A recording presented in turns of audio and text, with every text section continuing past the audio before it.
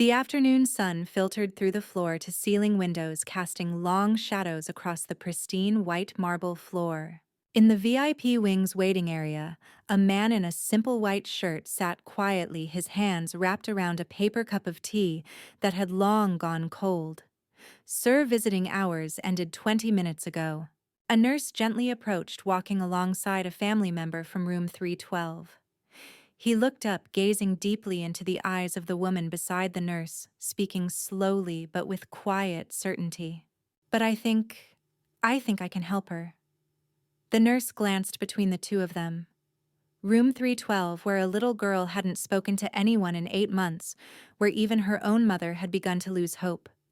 Both of them stood in silence. "May I ask who you are?" The man stood up, leaving his cold tea on the glass table. "Someone who understands what it feels like when words disappear." Sarah Mitchell had built her pharmaceutical empire on the belief that every problem had a solution. Every disease had a cure waiting to be discovered. Every setback had a workaround. Every challenge could be conquered with enough resources and determination. But sitting in the sterile hallway of Boston Children's Hospital, surrounded by the most advanced medical equipment money could buy, she felt smaller than she had in 20 years. Her daughter Emma lay behind that heavy door, as unreachable as if she were on another planet. The accident had happened 8 months ago. A simple trip to the grocery store that ended with their car wrapped around an oak tree. Emma's spine had taken the worst of it, leaving her legs useless and her face scarred by shattered glass. But it was the silence that terrified Sarah most. Not the doctor's grim prognosis or the endless rounds of failed treatments, but the way her daughter had simply stopped talking, stopped trying, stopped believing that tomorrow might be different from today. Sarah watched through the window as Michael, that was his name she'd learned, sat beside Emma's bed, not saying a word. His 9-year-old son Jake sat cross-legged on the floor, sketching in a worn notebook with colored pencils that had seen better days. There was something different about this boy, something that made Sarah's chest tighten. He moved with the careful precision of someone much older, glancing up occasionally at Emma, with eyes that held too much understanding for someone his age. When was the last time she'd seen a child draw in actual silence, without the constant chatter that usually accompanied childhood artwork? Michael hadn't asked for payment, hadn't presented credentials, hadn't even explained his methods. He'd simply appeared 3 days ago with a business card that read Community Family Services and a request that seemed almost absurd in its simplicity. "Let me spend time with her," he'd said. No therapy sessions, no structured activities, just presence. Sarah had agreed out of desperation more than hope. Every renowned specialist from Harvard to Johns Hopkins had tried their magic on Emma. What harm could one more failure do? But watching them now, Sarah felt the first stirring of something she'd almost forgotten. Emma's eyes were open. Not just open alert, following Jake's movements as he carefully selected each crayon, as if the choice between blue and purple held the weight of the world. It was the most engaged her daughter had been since the accident. What kind of magic did this quiet man in his silent boy possess that million-dollar treatments couldn't replicate? The first week passed in a rhythm Sarah hadn't expected. Michael and Jake arrived every afternoon at precisely 2:30, carrying the same worn backpack and a thermos that smelled like homemade soup. Michael would settle into the chair beside Emma's bed with a book. Always something different, she noticed, while Jake claimed his spot on the floor with his art supplies. They never tried to force conversation or impose activities. They simply existed in Emma's space like gentle weather, predictable and non-threatening. Sarah found herself scheduling her own visits around theirs, drawn by a curiosity she couldn't quite name. She'd built her career on understanding cause and effect, on measuring inputs and outputs. But this defied every model she knew. There were no charts tracking Emma's progress, no structured goals or therapeutic milestones. Just 3 people sharing silence in a way that felt more healing than anything the medical team had attempted. On Thursday of that first week, Sarah arrived to find Jake teaching Emma a wordless game involving colored pencils and geometric shapes. They communicated entirely through pointing and nodding, building elaborate patterns on paper that seemed to follow rules only they understood. "What are they playing?" Sarah asked Michael quietly. He looked up from his book. Something about child psychology, she noticed, and smiled with genuine warmth. "I have no idea," he admitted. "Jake invented it last year when he was working through some difficult emotions. He calls it picture talking. Says sometimes colors can say things that words can't reach." Michael's voice carried a weight that suggested personal experience. "Emma seems to understand the rules instinctively. Children often do when we stop trying to teach them and let them teach us instead." The first crack in Michael's armor came on Thursday afternoon. Sarah arrived early for her usual evening visit and found him in the family room staring at a cup of coffee with the intensity of someone trying to solve a complex equation. His shoulders shook slightly so briefly she almost missed it. When he noticed her presence, he straightened immediately, but not before she caught a glimpse of something raw and unguarded in his expression. "Rough day?" she asked, settling into the chair across from him. Michael's laugh held no humor. "Jake spoke today. First time in 2 years?" He paused, swirling the cold coffee. He asked if Emma's mom loved her as much as his mom had loved him. The question hung between them like a bridge neither knew how to cross. Sarah felt her throat constrict. How did you explain to a 9-year-old that love and protection weren't the same thing? That sometimes loving someone meant watching them hurt and not being able to fix it? "What did you tell him?" She whispered the truth. That sometimes love looks like sitting in the dark with someone who can't find the light. Michael's eyes met hers and she saw her own exhaustion reflected there. That sometimes the bravest thing you can do is just stay. There was something in his voice that suggested he wasn't just talking about Emma and Jake. Something that made Sarah wonder what darkness he'd been sitting in and for how long. That night, Sarah called her assistant and canceled her morning meetings. For the first time in months, she wanted to be somewhere other than her office when the sun came up. She wanted to watch Emma sleep, to memorize the way her daughter's face looked peaceful in the early morning light. She wanted to understand what Michael saw when he looked at her child with such patient acceptance. She arrived at the hospital before dawn, expecting to find Emma's room empty, except for the sleeping figure in the narrow bed. Instead, she discovered Michael already there, sitting in the chair beside Emma's bed, with Jake curled up, asleep in his lap. Neither of them stirred when she entered, but Michael's eyes opened and met hers across the dim room. They didn't speak. There was something about the pre-dawn quiet that made words feel unnecessary. "Bad night," Sarah whispered finally. Jake had nightmares. Sometimes being in the hospital triggers memories. Michael's voice was barely audible, careful not to wake either child. Emma heard him crying through the wall and asked the night nurse if we could stay, said she understood about bad dreams. He paused, and Sarah saw something shift in his expression. "She's been talking to Jake, you know. Not much, just a few words here and there, but she's trying to comfort him the same way he's been helping her." Sarah felt something loosen in her chest that she hadn't even realized was tight. Emma was talking not to the doctors or therapists, or even to her, but to a 9-year-old boy who understood that sometimes silence was its own language. "What does she say to him?" Sarah asked, settling into the visitor's chair as quietly as possible. "Yesterday she told him that his mom would be proud of how brave he's being. That helping other people heal is what love looks like when someone can't be there anymore." Michael's voice caught slightly. Then she asked him to teach her how to draw birds. Said she wanted to learn how to make something beautiful even when she felt broken. The breakthrough happened on a Tuesday during the kind of autumn rainstorm that turned the world gray and made everyone want to hibernate. Sarah had been delayed in meetings all morning, fielding calls from investors who wanted to know why she'd been so distracted lately. When she finally reached the hospital, she found Michael in the hallway, his face pale as paper. "What happened?" she demanded, her heart already racing.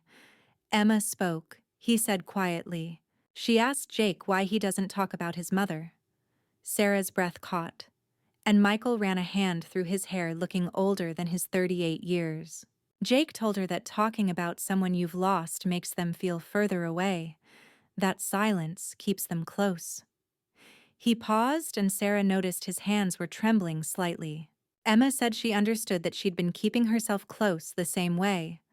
Sarah sank into the nearest chair, her legs suddenly unsteady. In all the months of therapy and treatment, no one had thought to ask Emma why she'd chosen silence.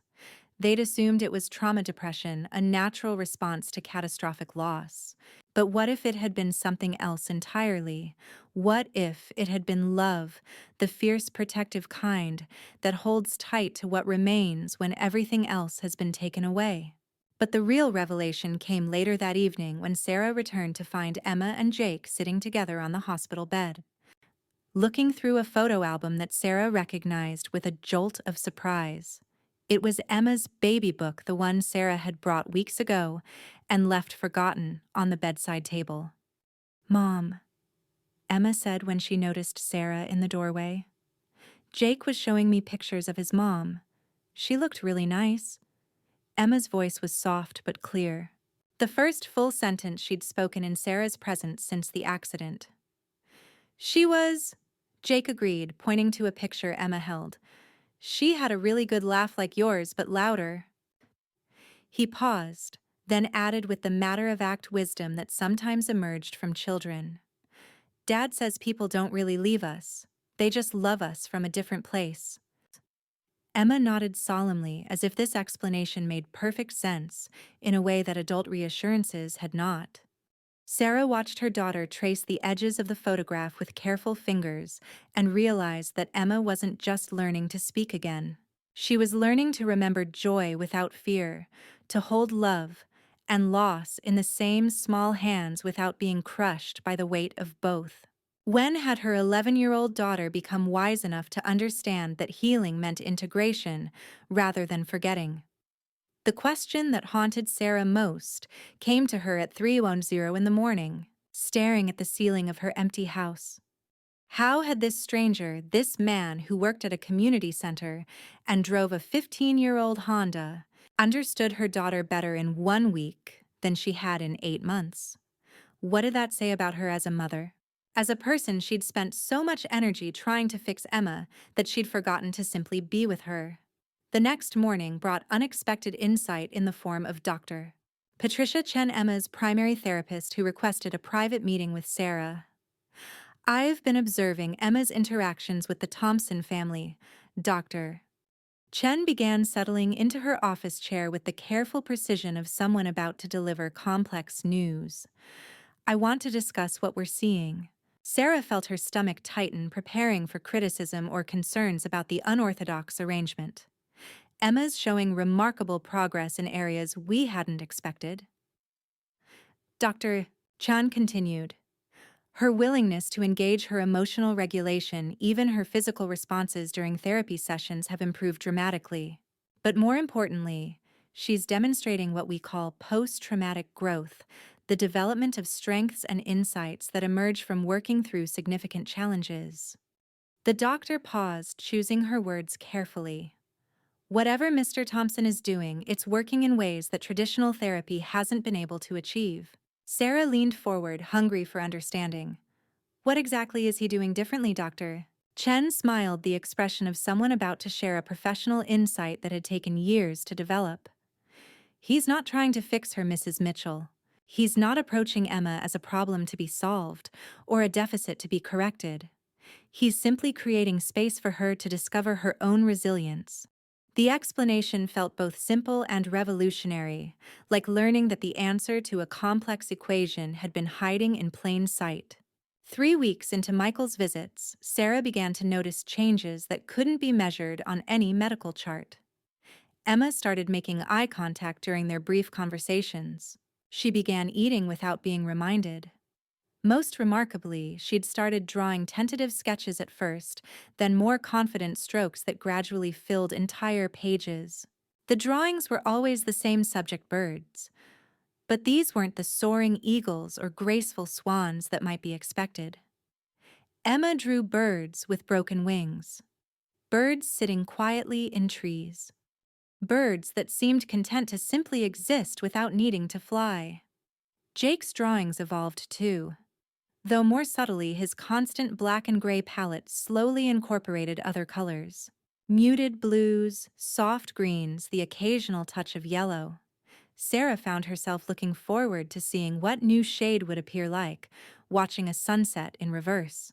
The boys didn't talk much during their sessions, but they communicated in ways that bypassed language entirely. Shared glance, a silent nod, the careful way Jake positioned his crayon box so Emma could reach it easily. But it was during one of these quiet drawing sessions that Sarah witnessed something that changed her understanding of what healing could look like. Emma had been working on a particularly detailed bird when her pencil slipped, creating an unintended mark across the wing. Sarah watched, expecting frustration or the urge to start over that had characterized Emma's pre-AC perfectionism. Instead, Emma studied the mistake for a long moment, then began incorporating it into the design, turning the accidental line into part of the bird's feather pattern. "Sometimes mistakes make things more interesting," Emma said quietly, not looking up from her drawing. "Jake taught me that. He says his mom used to tell him that the best quilts always had at least one wrong stitch because that's what made them real instead of perfect." Sarah felt tears sting her eyes, recognizing the profound shift this represented. Emma was learning to work with imperfection rather than against it, to find beauty in the unplanned and uncontrolled. The crisis came without warning, as these things always do. Sarah arrived at the hospital to find Emma's room empty and Michael nowhere to be found. Panic shot through her chest like electricity. "Where is she?" she demanded of the first nurse she encountered. "Where's my daughter?" The nurse's face was carefully neutral, the expression medical professionals wear when delivering news no parent wants to hear. "Mrs. Mitchell, Emma had an episode this morning." She became very agitated, started pulling at her IV lines. She kept saying she wanted to go home, that she was tired of pretending to get better. The nurse paused, choosing her words carefully. "Mr. Thompson took her to the roof garden. They've been up there for 2 hours." Sarah's heart hammered against her ribs. The roof garden was 4 stories up, accessible only through a secured door. What was Michael thinking? She found them sitting on a bench surrounded by late-blooming chrysanthemums. Jake on one side of Emma, Michael on the other. None of them were talking. Emma's face was tear-streaked but calm, her hands folded in her lap with unusual stillness. "I told them I don't want to be broken anymore," Emma said without looking up, "but I don't know how to be whole either." The words hit Sarah like a physical blow, stealing her breath and making her legs weak. Michael's response was so quiet Sarah had to strain to hear it. "Being broken isn't the opposite of being whole, Emma. Sometimes broken things heal stronger than they were before. Sometimes the cracks are where the light gets in." He paused, and Sarah noticed he was looking at his son as much as her daughter. "And sometimes healing means learning to love the parts of yourself that don't work the way they used to." Jake, who had been silent throughout this exchange, suddenly reached into his backpack and pulled out a small object wrapped in tissue paper. "I made this for you," he said to Emma, his voice steadier than Sarah had heard it in weeks. "For when you feel like giving up." Emma unwrapped the gift, carefully revealing a small clay bird that Jake had obviously crafted himself. It was imperfect. Sides and painted in colors that didn't quite match. But there was something beautiful about its asymmetry. "It's not supposed to fly," Jake explained. "It's supposed to be happy sitting still. Dad helped me make it in art therapy." He said, "Sometimes the most important thing isn't what you can do, but who you are when you're not doing anything at all." Emma held the clay bird against her chest, and Sarah saw something shift in her daughter's expression. A kind of acceptance that went deeper than resignation, a peace that encompassed rather than denied her limitation. That night, Sarah lay awake thinking about cracks and light, about the difference between being fixed and being whole. She thought about Emma's drawings of flightless birds, about Jake's slow emergence from his fortress of silence, about Michael's inexplicable understanding of pain that couldn't be cured with money or expertise. She thought about her own cracks, the marriage that had crumbled under the weight of success, the relationships she'd sacrificed for career advancement, the way she'd learned to equate love with providing rather than simply being present. But mostly she thought about the clay bird now sitting on Emma's nightstand, and the way her daughter had smiled when Jake explained that some things were meant to find their beauty in stillness rather than motion. There was a lesson there that Sarah was only beginning to understand. Something about the difference between healing and returning to a previous state. Something about the courage required to embrace a new version of wholeness rather than mourning what had been lost. The next morning brought an unexpected conversation that would reshape Sarah's understanding of everything that had transpired. She found Michael in the hospital cafeteria, sitting alone with a cup of coffee and what appeared to be a journal filled with careful handwriting. "May I join you?" she asked, and he gestured to the empty chair across from him with the quiet courtesy that characterized all his interactions. "I've been thinking about what you said yesterday." Sarah began, then paused, unsure how to articulate the questions that had kept her awake about broken things healing stronger. How do you know when healing is happening versus when someone is just adapting to being broken? Michael looked up from his journal and she saw something in his expression that suggested he'd been waiting for this conversation. "That's the question, isn't it?" he said quietly. "The difference between acceptance and resignation, between growth and survival." He closed the journal but kept his hand resting on its cover. "Jake and I learned the difference the hard way. For the first year after Lisa died, we were surviving, going through motions, pretending to be okay, waiting for things to go back to normal." He paused and Sarah saw the shadow of old pain cross his features. "What changed?" she asked. "Jake drew a picture of our family, but he only drew two people. When I asked him where his mom was, he said she wasn't in the picture because the picture was about now, not before." Michael's voice grew softer. "That's when I realized we weren't healing. We were just refusing to acknowledge reality. Healing meant learning to draw new pictures that included who we'd become after loss, not trying to recreate the old ones." The revelation came gradually, like dawn breaking over a landscape you thought you knew. Emma wasn't getting better because Michael was fixing her. She was getting better because he was teaching her. Teaching them all that broken didn't mean worthless. That silence could be healing instead of hiding. That sometimes the most profound help came not from trying to solve someone's problems, but from sitting with them in the spaces where solutions didn't exist. Michael never explained his methods because they weren't really methods at all. They were simply the hard-won wisdom of someone who'd learned to find grace in the aftermath of loss. Someone who understood that healing wasn't about returning to who you were before, but about discovering who you could become after everything familiar had been stripped away. 2 months after that first afternoon encounter, Sarah found herself in the hospital family room again, but this time, the atmosphere was different. Emma sat propped against pillows, her latest drawing spread across the bedside table. It was still a bird, but this one had its wings spread wide. Not in flight, but in a gesture that looked like an embrace. "I want to try the surgery," Emma announced, her voice steady in a way it hadn't been since before the accident. Sarah's breath caught. They discussed the experimental procedure weeks ago. A complex operation that might restore some feeling to Emma's legs, though the chances were uncertain at best. Emma had refused even to consider it then, too afraid of hoping for something that might not happen. "Are you sure, sweetheart?" Sarah asked, moving closer to the bed. Emma nodded, then looked directly at Michael.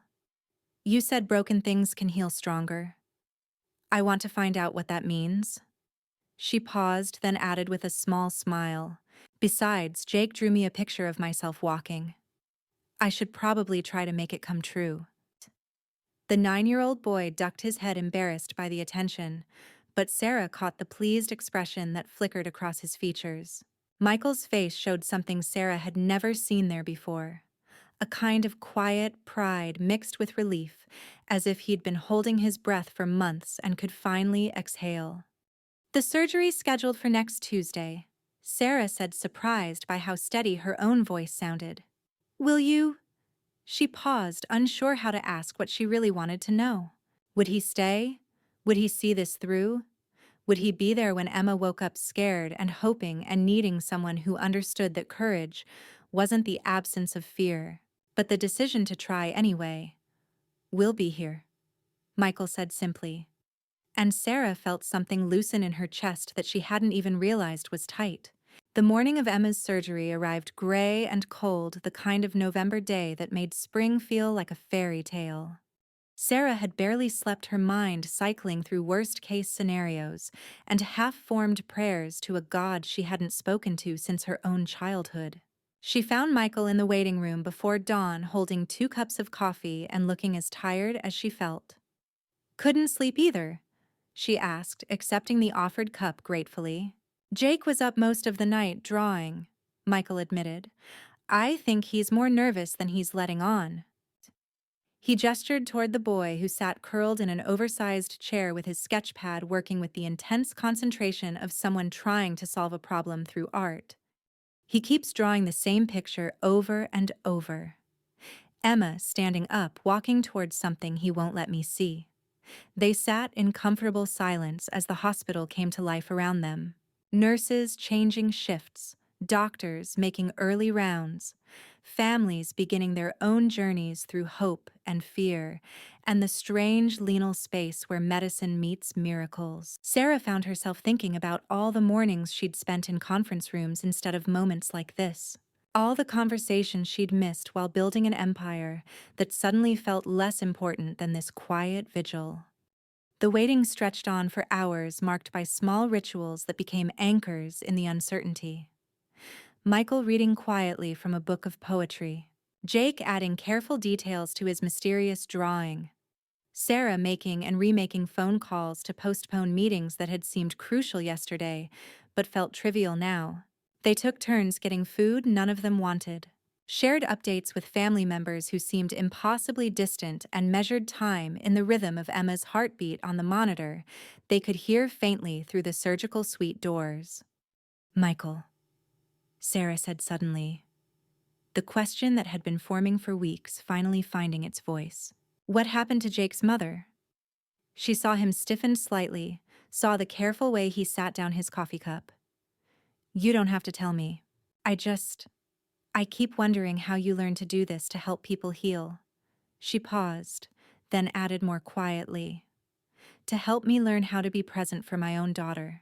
Michael was quiet for so long Sarah thought he might not answer. When he finally spoke, his voice was barely above a whisper.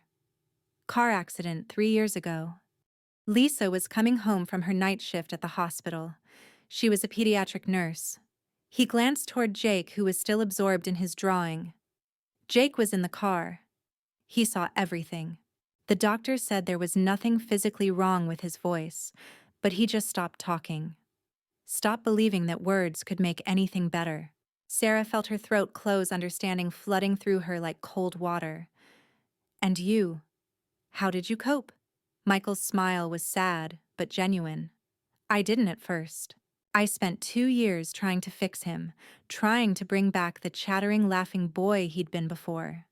Took him to specialists, tried every therapy, even considered medication." He shook his head. "It wasn't until I stopped trying to make him the same and started learning who he was becoming that we both began to heal."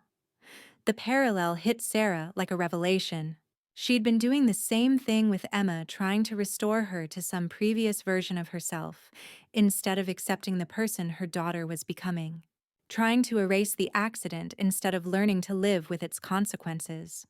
"Is that what you've been teaching me?" she asked, "to love who Emma is now instead of mourning who she was before?" "I think," Michael said carefully, "you've been teaching yourself. I just provided some quiet space for you to figure it out." He met her eyes, and Sarah saw something there that looked like respect. "Being present isn't something you learn from a book, Sarah. It's something you practice one moment at a time until it becomes as natural as breathing." The surgeon emerged from the operating room at 2:30 that afternoon, her scrub still damp with the evidence of hours spent working miracles with titanium and determination. "The procedure went better than expected," Dr. Rodriguez announced, and Sarah felt her knees buckle with relief. We were able to repair more of the nerve damage than we initially thought possible. Emma is going to need months of physical therapy, and we can't make any promises about how much function she'll ultimately regain. But, but Michael prompted gently, one hand steady on Sarah's shoulder. But there's real reason for hope. The response we're seeing in the lower extremities is encouraging. With time and hard work, there's a good chance Emma will walk again. The surgeon paused, then added with a small smile. She's asking for someone named Jake. Says he promised to show her a picture when she woke up. 3 hours later, Emma was alert enough for visitors, though still groggy from anesthesia. Jake approached her bed with the careful solemnity of someone carrying precious cargo, his latest drawing clutched against his chest. "I made this for you," he said, his voice stronger than Sarah had heard it since that first day. "It's what I see when I think about you getting better." Emma accepted the paper with hands that shook slightly from medication and emotion. The drawing showed two figures, a girl and a boy, standing at the edge of what looked like a garden. But it wasn't the standing that caught Sarah's attention. It was the way Jake had drawn them, reaching toward each other. The girl's hand extended an invitation, the boy's outstretched in response. At the bottom of the page, in careful block letters, Jake had written, "Friends help each other, remember how to be brave." "It's perfect," Emma whispered. And Sarah saw tears gathering in her daughter's eyes. "Will you help me learn to walk again when I'm ready?" Jake nodded solemnly, then surprised everyone by reaching out and taking Emma's hand. It was the first time Sarah had seen him initiate physical contact with anyone except his father. "We'll figure it out together," Jake said. "Dad says that's how the best adventures work anyway." 6 months later, Sarah stood in the doorway of Emma's room, watching her daughter take careful steps across the hardwood floor. The physical therapy had been grueling, the progress measured in inches rather than miles. But Emma had approached each session with a determination that reminded Sarah of herself at her most focused. The difference was that Emma's focus came from a place of acceptance, rather than desperation, growth, rather than grasping. Michael and Jake had become regular fixtures in their lives, though not in any way Sarah had expected. There were no grand gestures or dramatic declarations, just a quiet integration of presence and support that felt as natural as breathing. Michael had never asked for payment, had never tried to formalize his role in Emma's recovery. He simply continued to show up, continued to offer the gift of patient witnessing that had started Emma's healing journey. The transformation hadn't been limited to Emma. Sarah found herself approaching her work differently, building time for presence into schedules that had previously been ruled by efficiency and output. She'd started eating lunch away from her desk, taking walks during conference calls, and most significantly, arriving home in time for dinner more often than not. The pharmaceutical empire still demanded her attention, but it no longer consumed her identity. "Mom, watch this," Emma called out, then took 5 unassisted steps across the room before settling into her wheelchair with a grin of triumph. "Jake says by summer I might be able to walk all the way to the garden behind his house. He's planning to teach me how to plant tomatoes."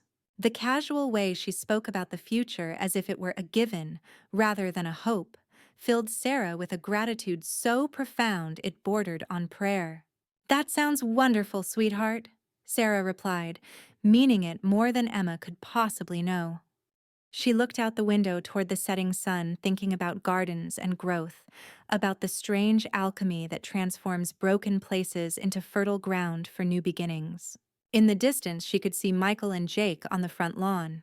Jake demonstrating some complicated soccer move, while his father watched with the patient attention of someone who'd learned that the smallest moments often contained the greatest gifts.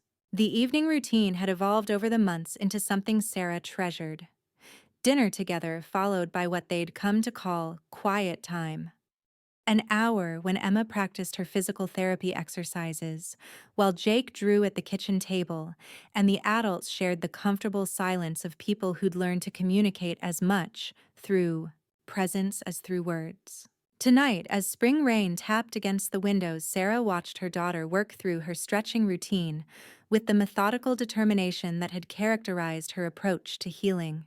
"I have been thinking," Emma said during a particularly challenging balance exercise about what I want to be when I grow up. She paused, concentrating on maintaining her position. I think I want to help other kids who've been in accidents, not as a doctor, but like what Michael does, just being there. Her, so they don't feel so alone. Sarah felt her throat tighten with pride and something deeper. Recognition that her daughter had found purpose in her pain, meaning in her recovery. Jake looked up from his drawing, considering Emma's words with the seriousness he brought to all important conversations. That would be really good, he said finally. You understand what it feels like to be scared and not know if things will ever be okay again. That's important. He returned to his artwork, adding careful details to what appeared to be a portrait of his mother. Dad says the best helpers are people who've needed help themselves. Sarah had never found out exactly what made Michael qualified to help her daughter heal. She'd never asked to see credentials or certificates, never demanded explanations for methods that couldn't be quantified or replicated. What she'd discovered instead was something more valuable than expertise. The recognition that sometimes the most profound help came from people who'd learned to find hope in the aftermath of loss. Who discovered that healing was less about fixing what was broken and more about learning to love what remained. The last drawing in Emma's collection, the one she kept on her nightstand and looked at every morning, showed two families walking together down a path lined with trees. The figures were simple, almost childlike in their execution, but there was something in the way Jake had drawn them that suggested movement toward, rather than away from something. At the top of the page in Emma's careful handwriting were the words, "Sometimes the best help comes from people who understand that being broken doesn't mean being less than whole." As autumn deepened into winter and Emma's steps grew steadier, Sarah found herself thinking often about that first afternoon when Michael had appeared in their lives like an answer to a prayer. She hadn't known how to pray. She thought about the courage it must have taken for him to offer help when his own healing was still in progress, about the wisdom hidden in his simple presence, about the way love sometimes looked like sitting quietly with someone in their darkness until they remembered they carried their own light. In the end, Michael had been right about broken things healing stronger. But the strength hadn't come from returning to what they'd been before. It had come from learning to embrace what they were becoming. A family expanded by loss and found again, through the patient work of witnesses, who understood that the most powerful healing happened not in the bright lights of operating rooms, but in the quiet spaces where people chose to stay present with each other one breath at a time until hope became as natural as heartbeat and wholeness revealed itself to be. Not the absence of cracks, but the way light learned to shine through them. Some